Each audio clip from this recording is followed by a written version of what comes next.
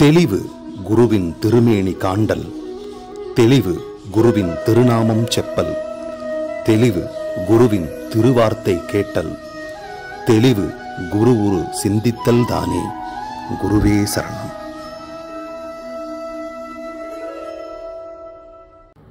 வணக்கம், நான் உங்க ஆத்ம நண்பன் பேசுறேன்.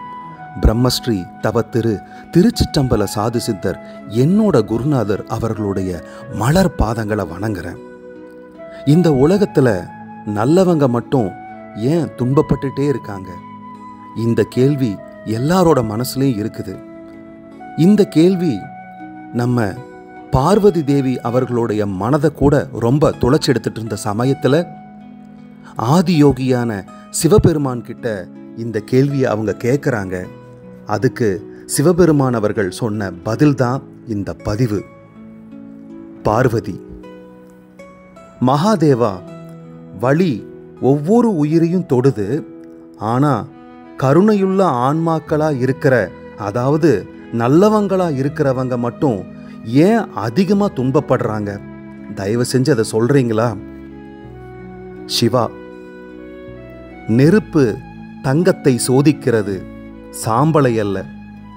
நல்லவர்கள் தண்டிக்கப்படுவதில்லை, ஆனால் அவர்கள் தேர்ந்தெடுக்கப்படுகிறார்கள்.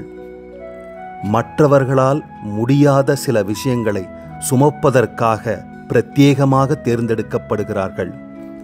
இது பெரும்பாலும் வாழ்நாள் முழுவதும் நடந்து கொண்டே இருக்கும் ஒரு கர்ம சுத்திகரிப்பாகும்.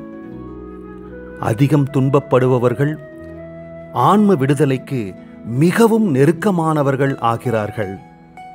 ஒவ்வொரு காயமும் அவர்களுடைய அகங்காரத்தை தாழ்த்துகிறது. வழியிலும் கருணை நிலைத்திருக்கும் என்பதற்கு அவர்களே வாழும் சான்றாக விளங்குகிறார்கள். பார்வதி பார்வதி மறுபடியும் கேட்கிறாங்க, சுவாமி, அவங்களுடைய துன்பத்துக்கு பின்னாடி ஏதாவது ஒரு நோக்கம் இருக்குதா?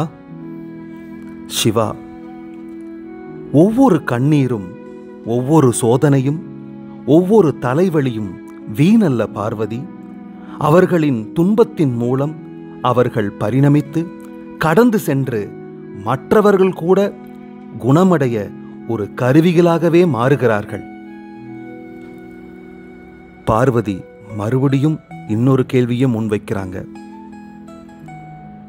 மகாதேவா, அவர்களோட துன்பம் மற்றவர்களுக்கு எப்படி குணமாகிற ஒரு விஷயமா அமையுது? சிவா, ஒவ்வொரு ஆன்மா தூய்மையுடனும் கருணையுடனும் துன்பப்படும் போது அதன் சக்தி தனிமையில் இருக்காது. அவர்களின் வலிமையை காண்பவர்கள் ஊக்கமடைகிறார்கள், புத்துணர்ச்சி அடைகிறார்கள், தெளிவடைகிறார்கள். அவர்களின் தைரியத்தை காண்கிறார்கள். மேலும் அவர்களின் உற்சாகமான திறமை அவர்களின் இதயங்களை எவ்வாறு குணப்படுத்துகிறது என்பது மற்றவருக்கு ஒரு நல்ல பாடமாக அமைகிறது. மறுபடியும் பார்வதி அவர்கள் கேள்வி கேட்க தொடங்குறாங்க. சுவாமி, அப்படின்னா அவங்க எல்லாத்தையும் மற்றவங்களுக்காக கொடுக்கறாங்க, அப்ப அவங்க காலியாய மாட்டாங்களா? ஒண்ணும் இல்லாம மாறிட மாட்டாங்களா? சுத்தமா காலியாக மாட்டாங்களா? சிவா பதில் அளிக்கிறார், இல்லை பார்வதி, அவை வெறுமையாக தோன்றுகின்றன, ஆனால் உள்ளே அவை பெரும் கடல்களாகின்றன. இந்த வகையான நல்லவர்கள் சாதாரண ஆத்மாக்கள் அல்ல, அவர்கள் கருணையால் மூடப்பட்ட நெருப்பு ஆவார்கள். பார்வதி தேவி அவர்களுக்கு இன்னுமே மனசு ஆறல. கடைசியா ஒரு கேள்வி கேட்டு முடிக்கிறாங்க.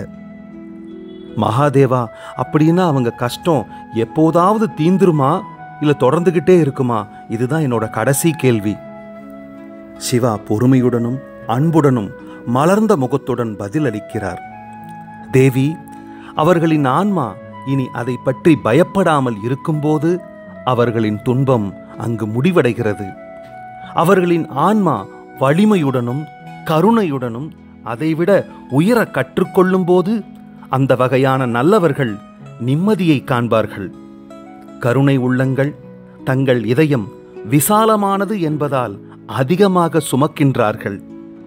அவர்களைப் போன்ற இதயங்கள் இருப்பதால் உலகம் மிகவும் கருணை மிக்கதாக இன்னும் இருந்து கொண்டிருக்கிறது. இந்த கட்டத்தின் மூலம் அவர்கள் ஒருபோதும் பறிக்க முடியாத வலிமையை காண்கிறார்கள். அவர்கள் இரக்கம் உள்ளவர்களாகவும் ஞானம் உள்ளவர்களாகவும் முன்னால் உள்ள சவால்களுக்கு பயப்படாதவர்களாகவும் மாறுகிறார்கள் தேவி.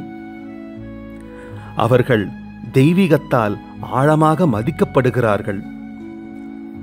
தேவி, இனிமே இந்த மாதிரி ஒரு தூய இதயம் துன்பப்படுறத நீ இல்ல உலகத்துல யாரு பார்த்தாலும் ஏன் நல்லவங்க துன்பப்படுறாங்க, கஷ்டப்படுறாங்க, அவதிப்படுறாங்கன்னு என்கிட்ட வந்து யாருமே கேட்காதீங்க.